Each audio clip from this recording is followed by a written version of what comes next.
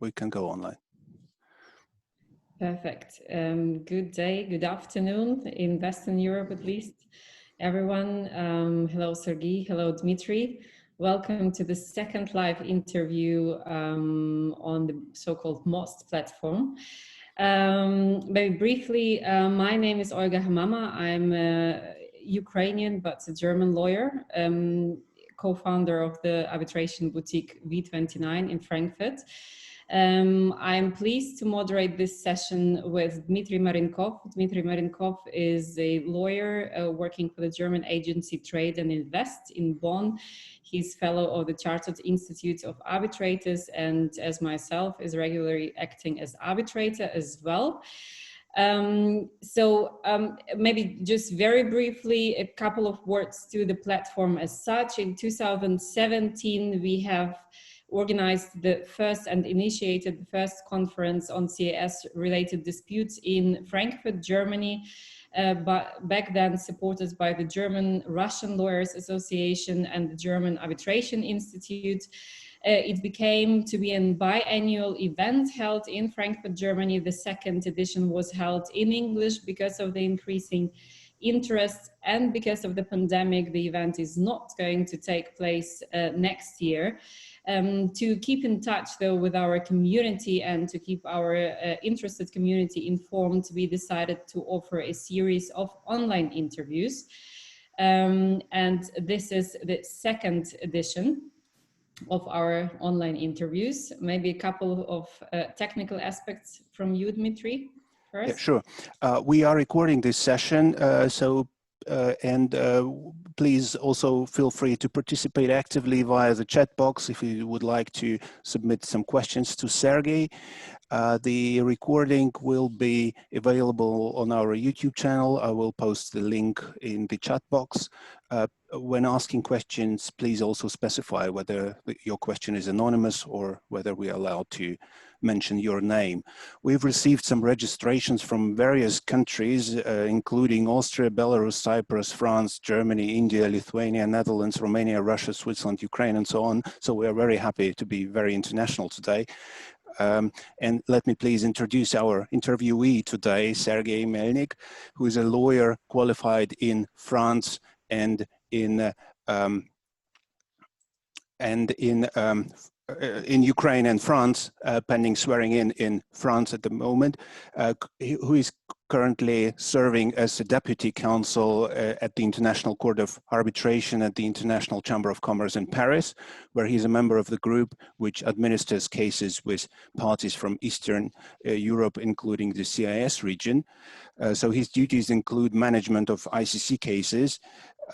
Previously, he worked in a leading international law firms in Ukraine, Belgium, and France, focusing on international dispute resolution and advising clients on commercial law.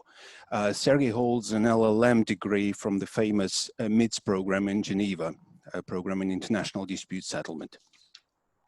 With that, we're ready to begin with our questions. Sure. So maybe first of all, before we start with a question, I would like to briefly also say thank you to the supporting organizations. So we increased support from the Caspian Arbitration Society, from the CIS Arbitration Forum, German-Russian Lawyers Association, Russian Arbitration Association, Ukrainian Arbitration Association, and a newly established platform called Nash Arbitrage, and we are going to talk about it briefly in a minute. So in general, we are going to divide our session today into two sections. First, we are going to address the recently amended ICC arbitration rules. And then we would proceed with addressing CIS-related specifics when it comes to ICC arbitration. But before proceeding with the first topic, I would like to ask you, Sergei, to share the big news with us. So as I mentioned, Nash Arbitrage was just recently established in Paris. Can you share a couple of words about this initiative? Thank you very much for that, Olga. Indeed, we actually launched the LinkedIn page, which is called Nash Arbitrage, just this Monday. And why we did it is because the Russian-speaking arbitration community in Paris and in France in general is quite strong and active. We already had a lot of meetings, getting together, some events organized together, and now it just was the time to move forward, to structure, the community, to give the platform for the community to exchange ideas, to share news, to basically plan the meetings. And we thought, the organizers of National Arbitrage, that the easiest way would be to proceed with a LinkedIn page. And so far we have three of us. First is Anna Gyar-Sashko, who is an associate at Sharman & Sterling, an American law firm with an office here also in Paris. Then there is Alexandra Vantenbrel, who is an expert. She's not a lawyer, but she's an arbitration expert, working for the company Alvarez. And then it's me from the ICC. So basically, this is how we proceed so far. And indeed, we were very much pleased to see so many active people joining us, so many followers. So far, we had in 1 week more than 120 subscribers. So hopefully the project will go on. And I'm happy to invite everyone interested for our first webinar, which will be next Tuesday evening, with three very established and respectful arbitration practitioners. First is Olena Peripelinska from Ukraine, who is the president of Ukrainian Arbitration Association.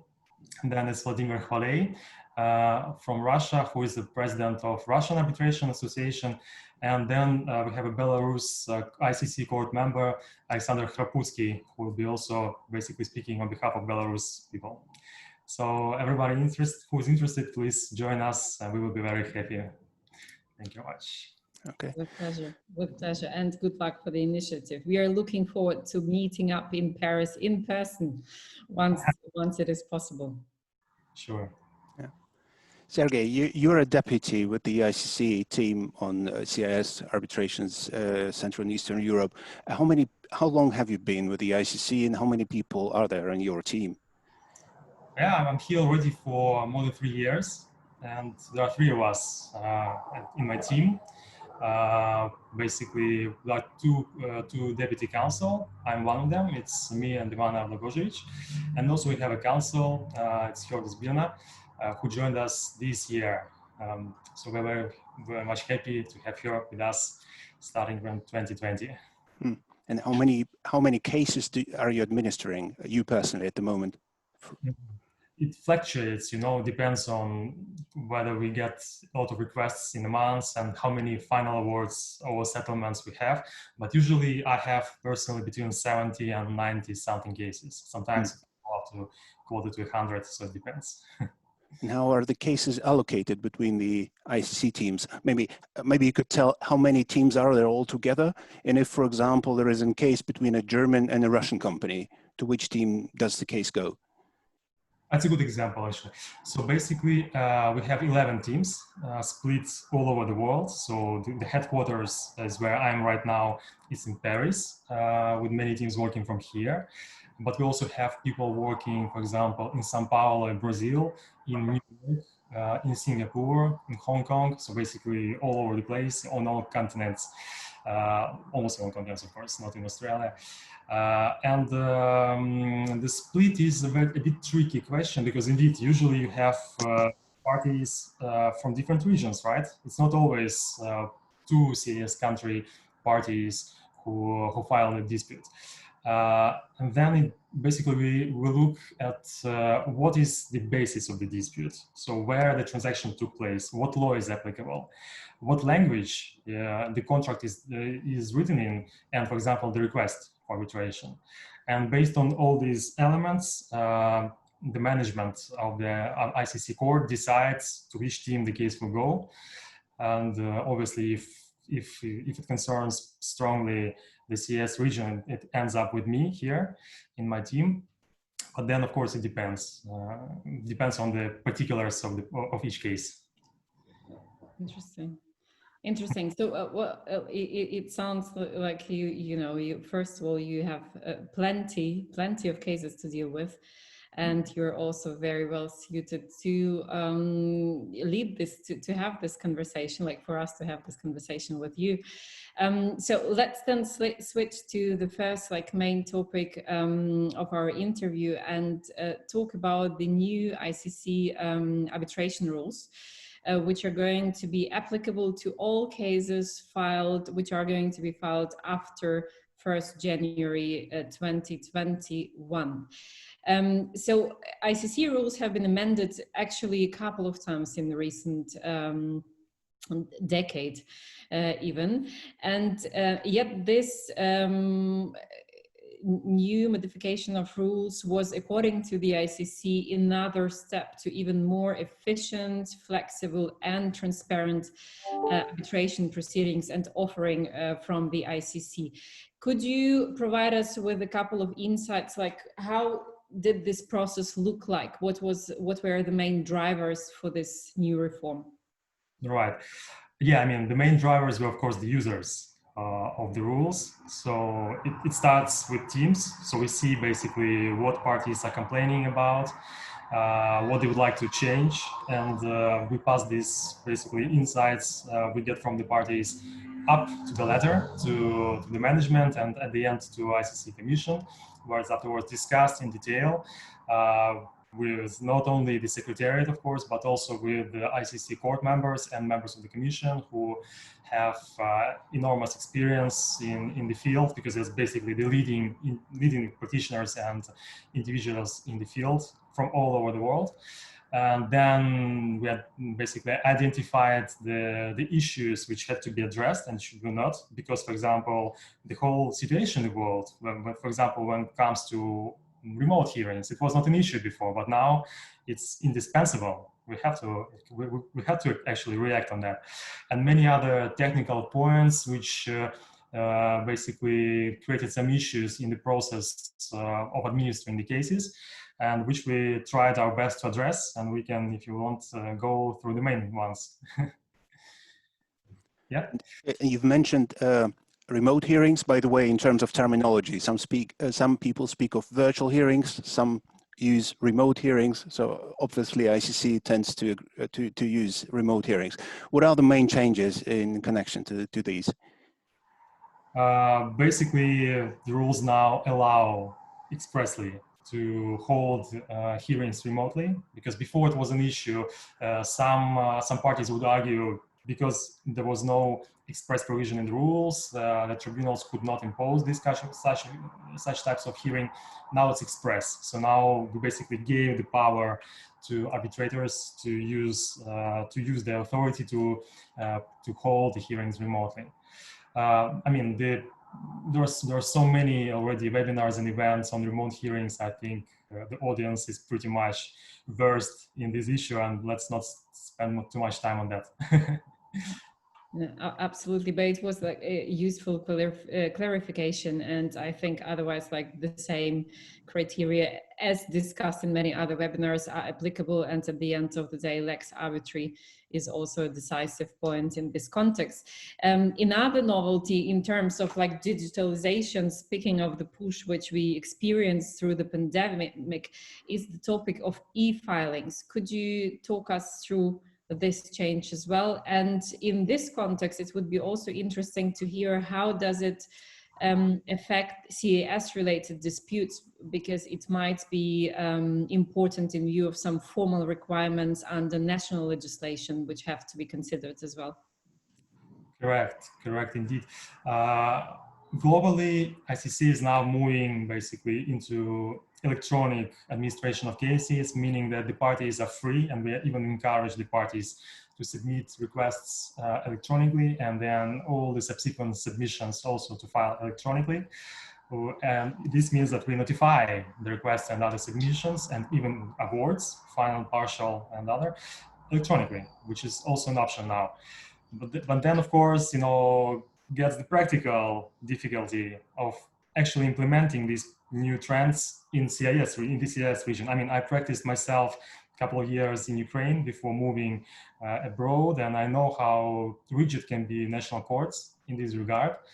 And of course, I mean, we are pretty much able and and capable, of providing everything electronically if party requests, because it's quick, right? You send documents and they receive immediately. You don't need to wait, days and sometimes weeks until you get the proof of delivery of some DHL or FedEx, delivery.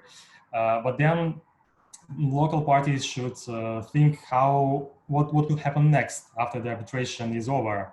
They will need to come to court, to national court, and will the court be willing, for example, to accept basically an electronic proof of delivery, which will be, for example, by email or some other means. This should be explored in case-by-case basis based on jurisdiction where the award will be enforced afterwards. That's why parties should be cautious. I mean, we are able, but we can do both. We can do both electronic and paper, and then it's for parties to tell us what they need based on their local requirements. And talking about digitalization, does the ICC have a platform, or is it maybe planned to offer a platform for parties where all the submissions could be uploaded? I mean, we're considering this, of course, but then when it comes to actual workflow as it currently stands, for now, there is no real issue in my view, because for small cases, submissions by mail, which are very easy, for everyone, are pretty much available. And for complex cases, there are in 99% big law firms involved who have their own secured platforms. And I'm not sure that law firms would be even willing to change, from their secured, already established procedures on submission on doing submissions to move to some third-party, platform, for example, offered by institutions. So, but of course, we're keeping this also under our radar, and it's possible that we will come up with this in recent future. And one more question on digitalization, if I may. Electronic signatures in awards, have you seen any? Is that the future or the present already? Yes, I did see. So far, I haven't seen any for the CIS region, but because I'm not managing only CIS countries, but also Eastern European ones, we did see, of course, because European courts apparently are more flexible in this regard, and electronic signature, which you can generate using the PDF software, is pretty much accepted. So many parties opt for that already in EU, for example. So far, I don't remember any award being signed electronically for the CIS region because of cautious behavior of our legal counsel who operate in the region, and they understand the risks, potential problems with enforcement, and they don't want to risk. It is a very good point. So it seems like, ICC is providing the offering, is moving on with the digitalization, but it's really up to local counsel to consider their local requirements in view of the potential enforcement difficulties. Maybe if you want, I can quickly mention main changes in 2021 rules. Sure. Well, because I hope it will be useful for the audience, to know what changed in order to be aware of in case they need to file a request in January. So the main changes are the following. First one is concerning the joinder. Now we basically facilitated a little bit the procedure for the parties, and as it stands now, to join a party, the joinder should come before tribunal is constituted. And the reason behind is that the party should be able to take part, or at least have a right to take part in constitution of the tribunal. After some discussions with the users of the rules, and afterwards on the level of commission, it was decided that joinder can now be made even after the constitution of tribunal if the additional party who will be joined agrees on constitution on a particular tribunal who was already constituted, which looks like a good compromise for the rights of the party to be joined and for the parties already in the case, because party can still disagree, right? And then a new case should be filed. But if it agrees, then everyone will save money because they will avoid constituting new tribunal, paying us our administrative expenses, for example. So of course we will lose some number of cases, which could rank our, make our statistics higher, but parties is better because then they can avoid costs. And same comes to consolidation, which was also a bit, eased for the parties. Now it is possible to file, to basically to consolidate cases with different parties involved if there is the same arbitration agreement, or if there are different arbitration agreements. It's also possible if parties are the same. And this is quite important, for example, for construction disputes, where you have the whole big project, but many parts of the project done in different times, and potential different disputes arising out of these parts of the project. And sometimes it's easier to connect the parts into one case instead of, splitting into two and paying twice the expense of both cases. So that's why it was also amended. Sergei, may I briefly, just because you mentioned it, so do construction disputes make a big share of disputes coming from the CIS region? They do, yeah. I regularly have construction disputes for not only, for example, from usual suspects like Russia, Ukraine, but also from Middle Asian countries, Kazakhstan, Uzbekistan, Turkmenistan. We have a pretty decent number of cases, big cases, some very big amounts, more than $100 million on construction projects, and sometimes much more than that. So this is a really important piece of our work. And we're pretty much in line with other regions in this regard. Okay, perfect. There are, sorry, because I interrupted you. So maybe we can address changes relating to conflicts of interest, because there were a couple of changes introduced with regards to third-party funding and party representation. Could you briefly address those as well? Yeah, absolutely. It's also one of the main issues I believe are important. Now we are seeing more and more third-party funders participating in the proceedings behind the scenes, even in our region, which is quite new. But we see, starting from this year, 2020, I've seen first times basically when it happened with the parties from the CIS countries, and who knows how many were not disclosed, right? These are only those which were actually disclosed at some point in the proceedings. And because it happens sometimes quite late in the proceedings, it actually has a potential of conflict of interest for the arbitral tribunal in case one of arbitrators worked with this funder as an expert, for example, or as a consultant, or even as an employee, who knows. Because these funds, they're actually very developed, and they have very good, connections with legal field, and they always hire very, experienced lawyers. And that's why there was always this shadow of potential conflicts of interest. And that's why, to eliminate the shadow, basically now there isn't a requirement to basically inform about funding, so that tribunal can do a proper check. It's one of the main reasons, I would say. Yeah, then same thing comes to, in terms of conflicts of interest, comes to possibility and powers now of tribunals to refuse participation of new counsel. Because what happens, the case starts with one law firm, and tribunal makes its checks when the case starts. And then in the middle, party changes for another law firm, and then another one comes in, or a co-counsel joins the case. And this is not what the tribunal was signing for, right? And before, it was a very tricky situation, because on one side the tribunals didn't have rights to refuse participation of the counsel. On the other side, award became at risk because then there was a potential for another party to basically file an annulment proceedings or opposition to enforcement, because of potential connections between one of arbitrators and the new counsel. So also to eliminate these risks, now the rules provide for the right of the arbitrators not to allow this counsel to join, but it should be obviously pretty much based on the hard facts, because then we will intervene as well if there is an abuse of power by tribunal, to abuse the right of a party to join the counsel. We will not tolerate that either. Of course.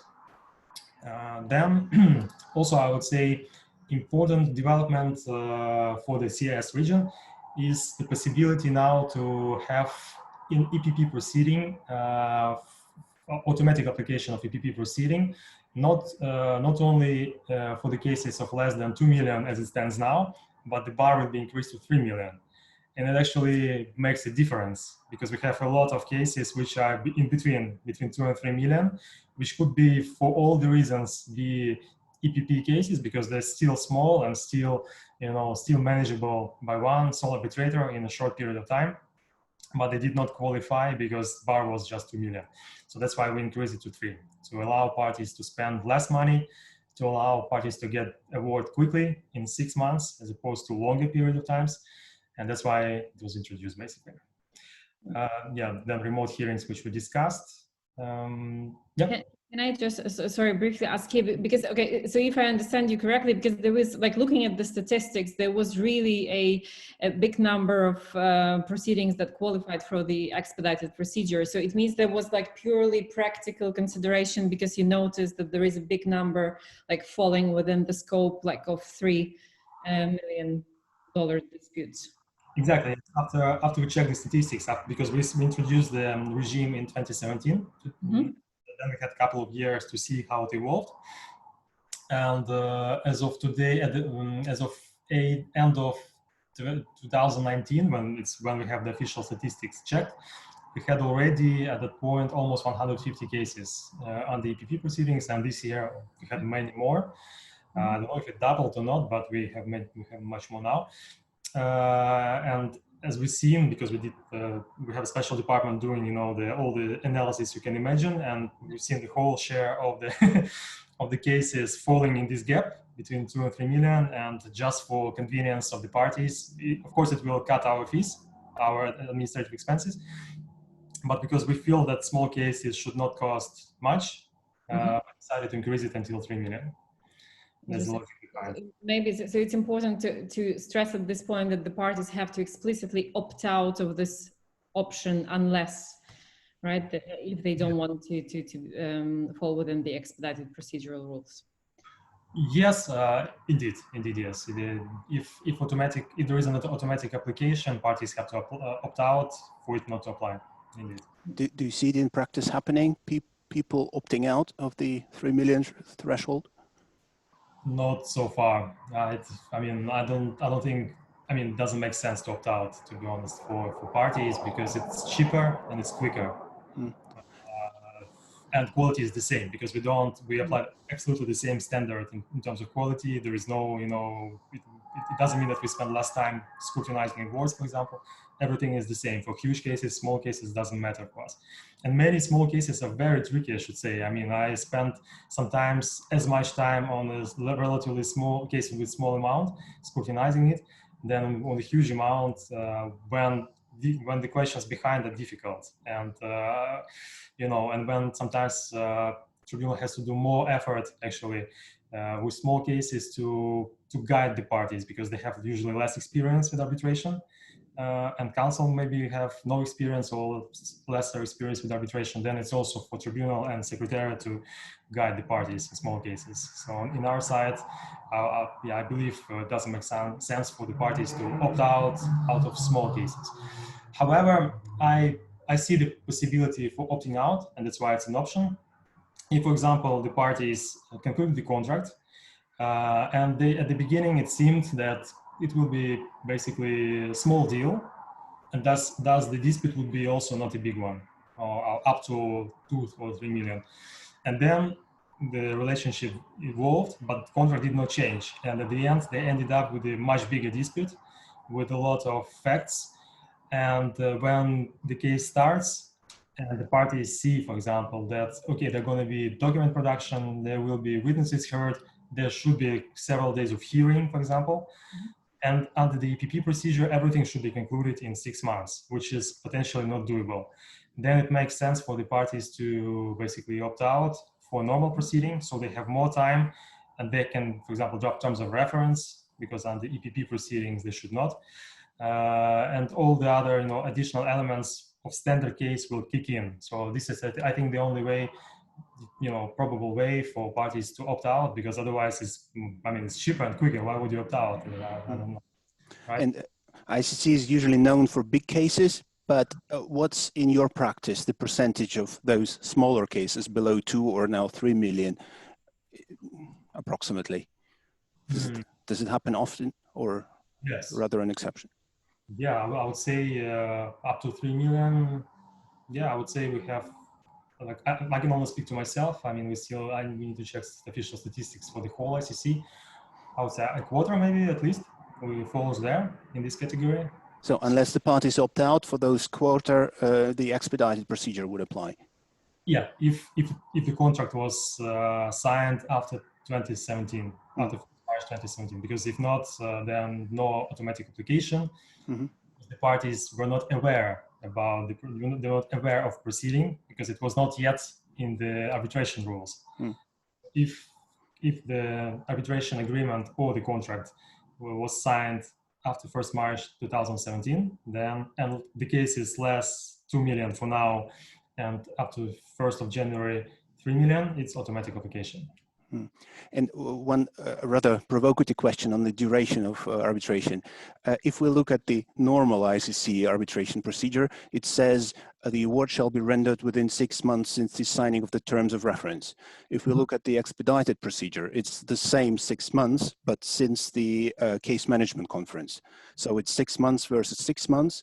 If we look at the entire duration of the proceedings, at first sight, it looks similar, but how is it in practice?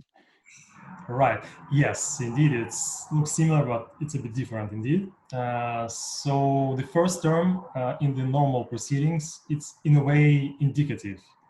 Why? Because the actual hard deadline for arbitrators to submit the award, the draft award for scrutiny of ICC court, is established not in the rules, but in the note to the parties and arbitral tribunals. And it's for sole arbitrator is 2 months after the hearing or substantive submission, like on merits, for example, joiner, or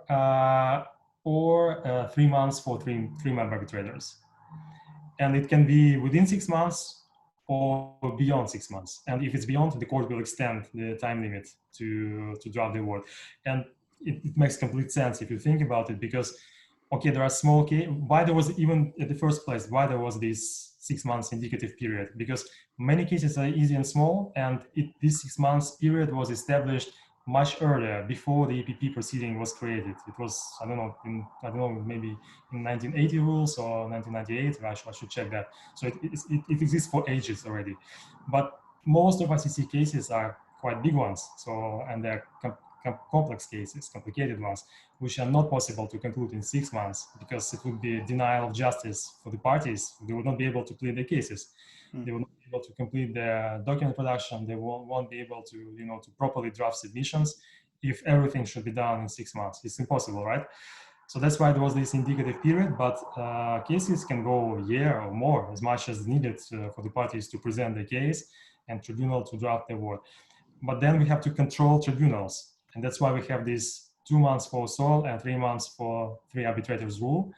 And if they don't comply, and there is no reason not to comply, we're gonna reduce their fees.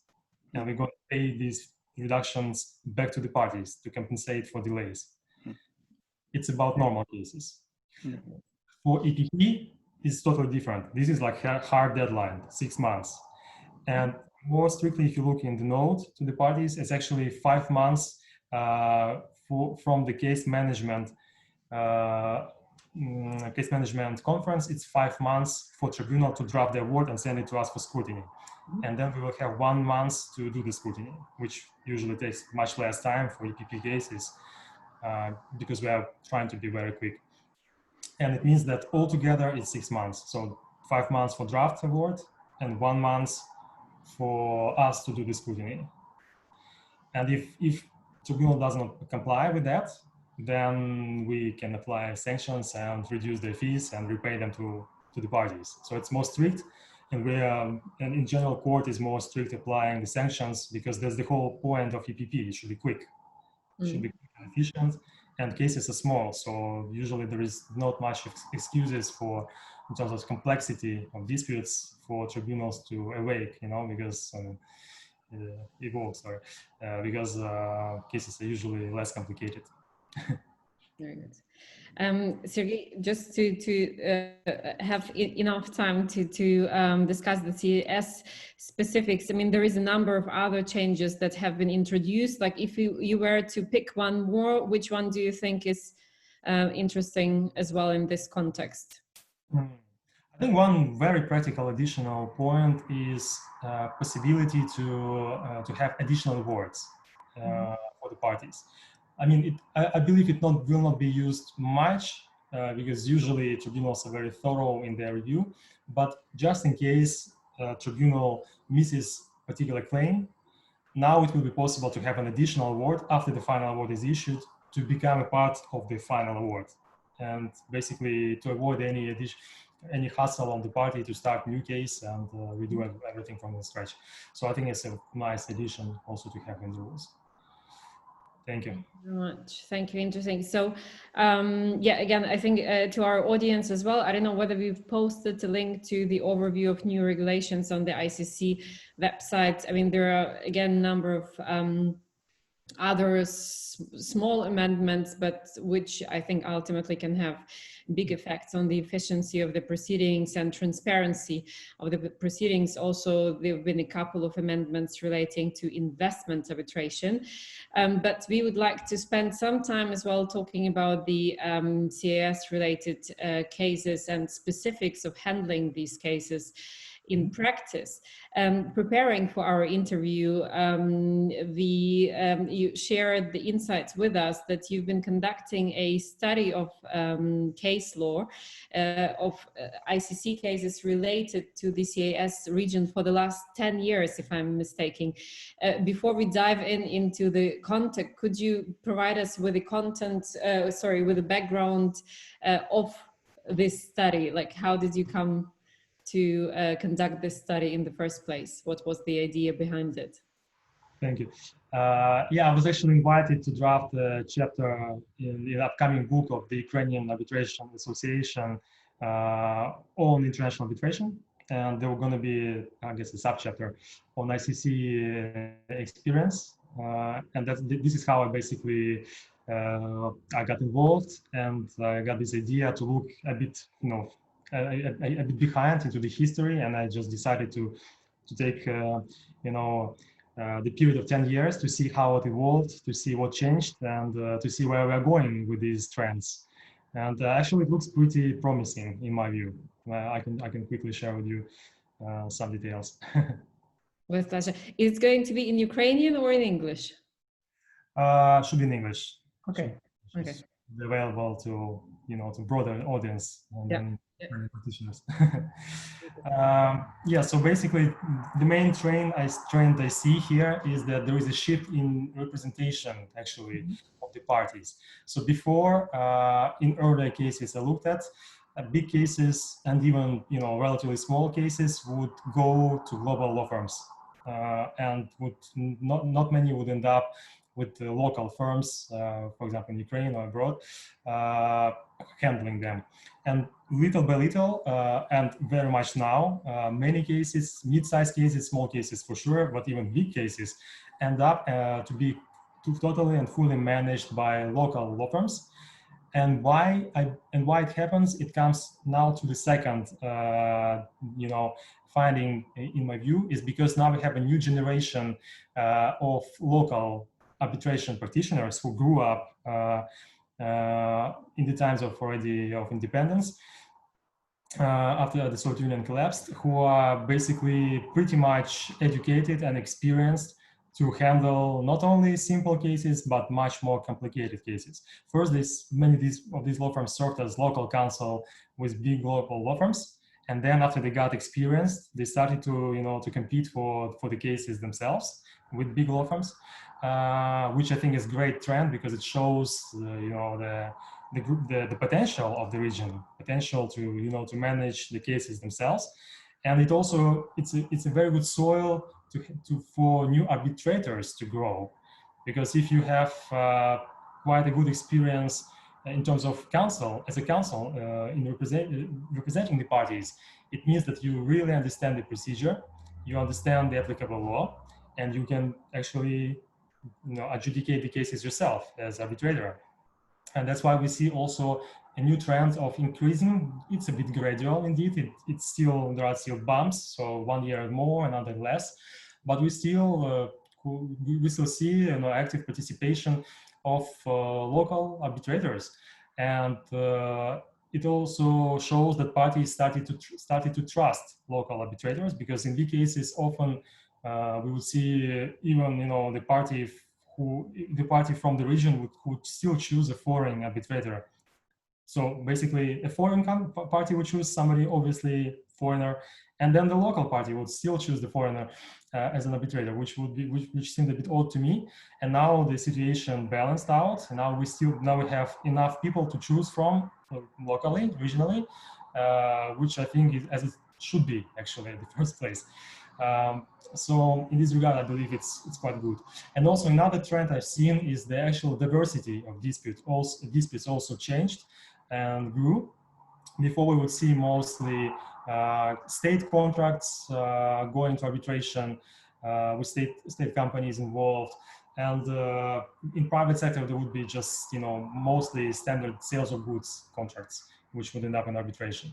But now all variety of disputes you can imagine. I mean, we have the whole package now in the region: corporate disputes, in environmental disputes with some commercial element, all types of sectors involved, services, heavy industries, even new technologies, like for example, blockchain industries. I've seen these kind of cases as well, which is quite interesting.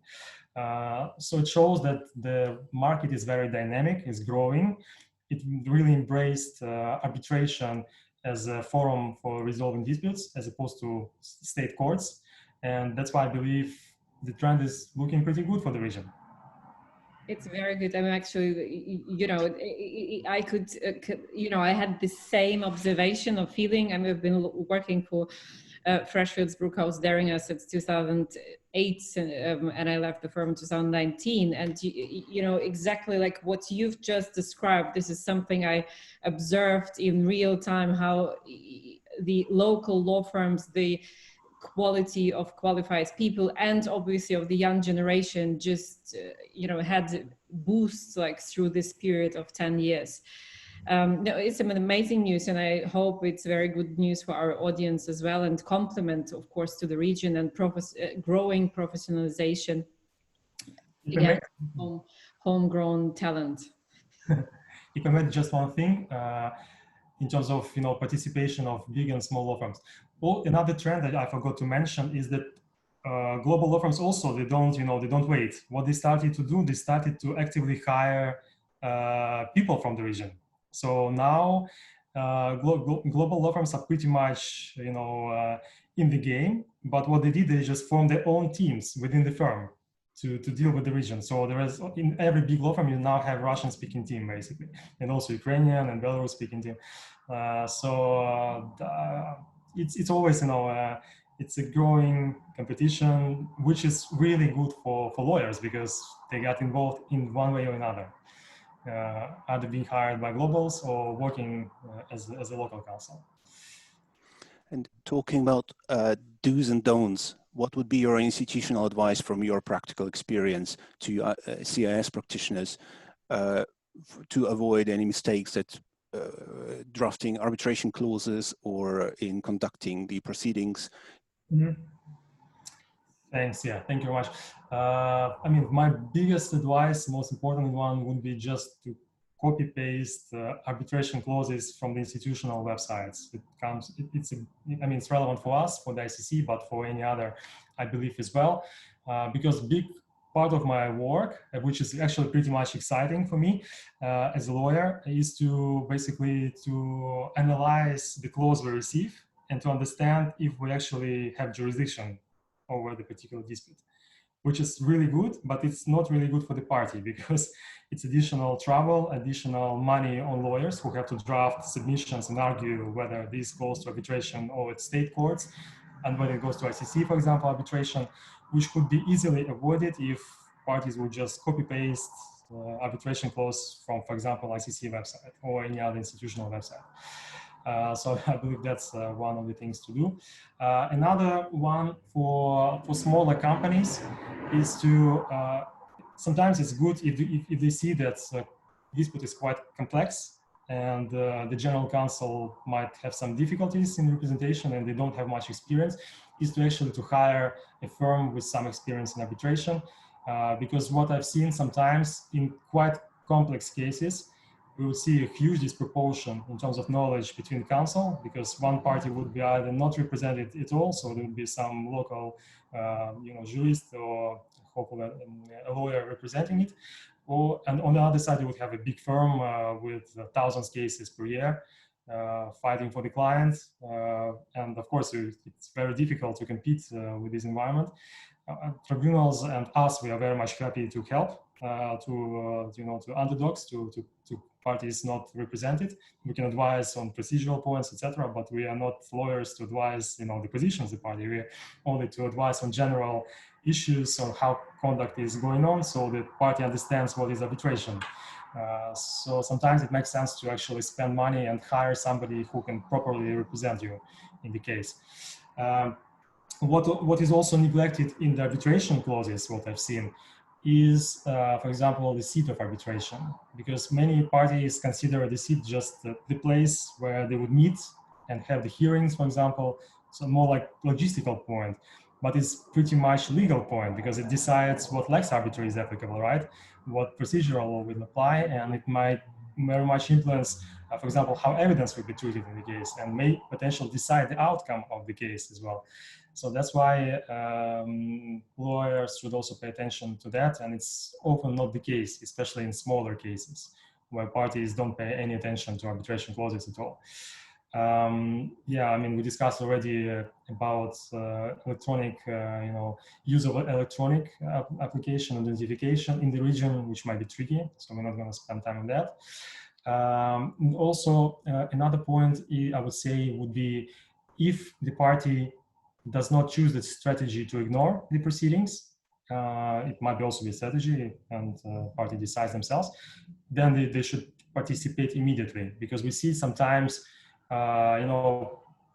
party receives the request, spends a couple of months thinking about the request, and then they start participating, but tribunal is already constituted and the case is already ongoing, and the party basically lost the chance to basically decide who will be its arbitrator, for example. Or there are maybe already a round of submissions filed, and tribunal might not be willing to allow the party, to start the case as nothing happened, because party had its chance.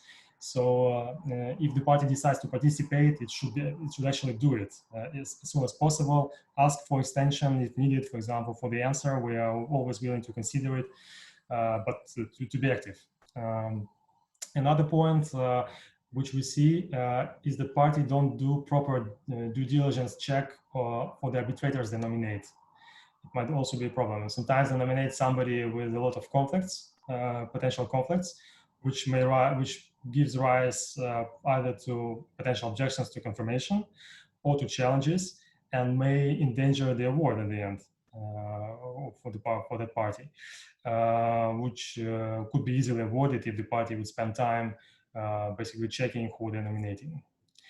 Another thing, which is very general, but I have to still mention it, is to proofread everything which is going out basically to secretariat and tribunals, because maybe because I have so many cases, so statistically, obviously, I will have some bloomers, but from time to time we receive submissions with some bullet point comments still there, some, these balloon comments are not deleted, some emails which were not supposed to go out. Obviously, we delete those without reading, but anyway, it's good to but it comes at the end to any legal work, but we see it in arbitration. That's why I would like to mention, just to pay attention to these things as well. It's very important indeed.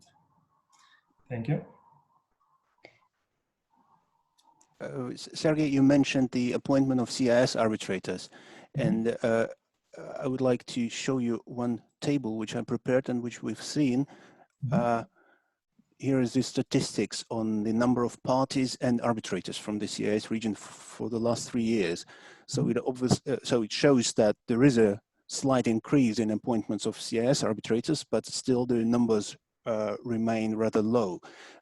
Do you have your own explanation on why CIS parties hardly ever, or in less than 50% of the cases, appoint arbitrators from their region? Thanks. Yeah, I mean, what you see here, it's still better than it was before. So it's already, good trends. It still grows, but of course it takes time. Yeah, I mean, I guess one of the reasons is that, especially in big cases, parties, for example, they hire law firms from abroad, not only local counsel, and global firms, they tend to nominate somebody they pretty much aware of, already written a lot on particular subjects, so they understand this person's view, so they nominate a European or US or some other country's arbitrator as opposed to CIS arbitrator. But that's one of the reasons. Sometimes it's just the issue of applicable law, because we have a lot of cases, for example, with English law or Swiss law applicable, and then parties choose to nominate somebody from that jurisdiction as well, as opposed to local who could still do the case but would not be qualified in the jurisdiction where the law is applicable. So it's another point. I mean, I hope that the trend I discussed will continue, and if we do another talk in 10 years, we could be more optimistic in these numbers, but this is what we have so far. Let's hope earlier. Sergii, and because you mentioned also arbitration agreements, and obviously, you speak Ukrainian, Russian yourself. How many, we are not talking only about Ukraine and Russia, of course, in this region, but Russian still remains the common language of the former Soviet Union countries. How many proceedings do you see coming in which are conducted in these languages, in one of these languages? Mm-hmm. Yeah, Russian proceedings in Russian are quite, quite popular. I have them basically all the time. Several proceedings ongoing, and this has always been the case at the ICC. That's why there is always a deputy counsel who speaks Russian, because there is always some proceedings going on in Russian. The word is written in Russian, which we afterwards scrutinize. Ukrainian, during my research, I found some cases in Ukrainian language, which was great, and words were written in Ukrainian language. So far, I haven't seen any during my time here. So hopefully one day they will come back. For now, haven't seen much. Yeah, I mean, I would say that's the case. But usually now, everyone is pretty much fluent in English. And I feel sometimes, local lawyers, they feel a bit of pride of conducting the proceedings in English, because they can then show to their client that they do counsel work in English, and they maybe can charge a bit more for that, etc. So we see this trend. Sometimes I see parties from the region still doing the proceedings in English, even if both parties would potentially speak Russian. Mm-hmm. And the pretext usually is that contract is in at least partial in English, and it might be English as a language of arbitration. But parties can agree and change the language if they want. It's not a problem at all. It's just they choose to conduct in English. So that's another trend, and I think it's a matter of a little bit of pride potentially between the parties, to be able to conduct and communicate in English. One of my observations. Interesting. Just wanted to mention briefly, we have, well, we can extend a bit, but we have 5 more minutes left. We have still a lot of questions on our list, but if someone from the audience also would like to ask any questions, please, while we go, feel free to ask any questions in the chat and we will pick them up. Talking about proceedings in Russian or Ukrainian or any other languages, everyone knows that ICC involves scrutiny of awards. Do you have people to read awards in those languages? Yes, of course we do. I mean, also just to mention briefly how it works. So in each team responsible for a particular region, you have people specialized in the region in terms of their background, so education, bar degree, bar admissions, university degrees, whatever, and language, of course. So here, for example, we are able to read on the level of the team, we're able to read the word in Russian, for example, or Ukrainian, or Serbian, so many languages. And when the word passes to the next level, to the level of management, we do translation as well. So we read in the original language, then we do, in the parallel, we do translation of the award, so that the management of the ICC court still can check it, still can read it. Then usually the team member fluent in the language compares the original with the translation, so to make sure that translators didn't miss anything and all legal terms are properly written and properly reflected. And then it goes to the court. And in the court, we have usually court members fluent in the language and some are not. So we provide both original and translation. So the court members speaking the language can use the original for their review and doing the scrutiny, and those who don't can use the translation. And basically with these combined efforts, everyone can check the award and spot the mistakes and basically correct it and improve the quality. So language is never an issue here. And if the language is really rare, which I don't think even happened once, but and there is nobody to speak it, we will do just translation and still check it. We will not abandon the scrutiny. It's impossible. Scrutiny will be done anyway. Sergei, and one practical question: who bears the costs of the translation of the award for the scrutiny? Secretariat. We do it free of charge. Okay. Very good. So it is indeed, like, I think one of the distinct features, right, of the ICC in comparison to some other arbitral institutions in this regard. And coming to the scrutiny and shortcomings of the award, are there like any two specific or, like, you know, recurring mistakes you spotted in your practice? Yeah, yes, indeed. I would say first would be probably calculational mistakes, because even in awards, honestly, sometimes I'm just asking myself, how other institutions go without scrutiny? Because, I mean, we have basically the same arbitrators working for us as they do for other institutions. I mean, all of us are humans, right? And if you have a huge, very complicated case, you can miss a number here and there, and then it becomes a problem. So yeah, I would say that's the first thing which we check very thoroughly against submissions and expert reports to make sure that all numbers are intact and done. And second one is not really mistake, but it's sometimes we ask tribunals to improve the reasoning. Sometimes it's a bit shallow because we have standards in the ICC, and all issues should be properly reasoned, because then otherwise it's first of all just a bit I mean a bit disrespectful probably for the parties who expect the quality, even if the decision is against them, to understand why it's against them, and reasoning is not there to explain that. And second, of course, it's the risk of enforcement. If the word is bad, in some jurisdictions, one party may argue that the procedural rights were not respected because position is not reflected, for example, this party's position in the word, etc. So to make it bulletproof, basically to make it as little as possible, with the potential of being denied enforcement, this is what we require from our arbitrators. But of course, we also check for grammar mistakes and formatting and other small things. Very good. Dmitry, do we have any additional questions in the chat? I'm skimming through those we've planned, and I think we... Unfortunately, no questions in the chat box, but I'm happy to ask people to present a question if there are some. I hope that all the questions have been answered, but it, like those we identified for this conversation have been covered completely. Maybe one more, if I may. Yes, sure. Sergei, is there a kind of a typical CIS case in terms of applicable law, choice of law, or a chosen seat of arbitration, or the industry involved, or is there an entire variety by now? Or is there a certain preference which parties have usually? I mean, we still have a lot of sales of goods cases from the region, but yes, otherwise we have all types of cases you can imagine. I mean, it's in all the sectors.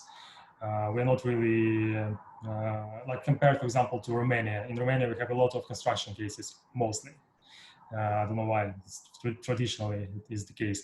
In the CIS region, it's quite diverse, and you can have everything from construction to simple, purchase and sale, and coming to more complex, merger disputes, corporate disputes, etc., in all variety of sectors. In terms of law applicable, in addition to local laws, the most used one, I would say, is English law, which is followed by Swiss law. These are the most, most used foreign laws in the region, in the cases I'm administering. And have you had a seat of arbitration, place of arbitration somewhere in the CIS region already? Have you seen one? Yeah, we have from time to time Moscow as a seat as well. But yeah, most of cases are going to Paris or London traditionally as well. I think it's historical background after former Soviet Union, and maybe Stockholm sometimes. So these are the cases basically in the places. So maybe on this note, as we are approaching time from my side, I could only say that I hope we will see more. Well, I think we see a share of ICC proceedings also related to CIS region, where hearings are at least conducted in Germany, Frankfurt or Berlin. But maybe we'll see more of those, but otherwise happy to meet and see everyone in Paris as well. Dmitry, I think if I don't see any questions from the audience, so in view of the time, I hope that everyone enjoyed the conversation and the insights as much as I did. Thank you very much, Sergii, for sharing your knowledge with us. Thank you for accepting our invitation. It was a pleasure. We've learned a lot. And otherwise, I would like to wish everyone happy holidays. We are approaching the holiday season. It seems that probably most of us, doesn't matter where we are situated, is in lockdown, at least in one form or the other. Nonetheless, happy holiday season to all of you. Stay safe, stay healthy. And I very much hope that we will continue our conversation in person in 2021. Thank you very much to Sergei and also to our audience joining us today.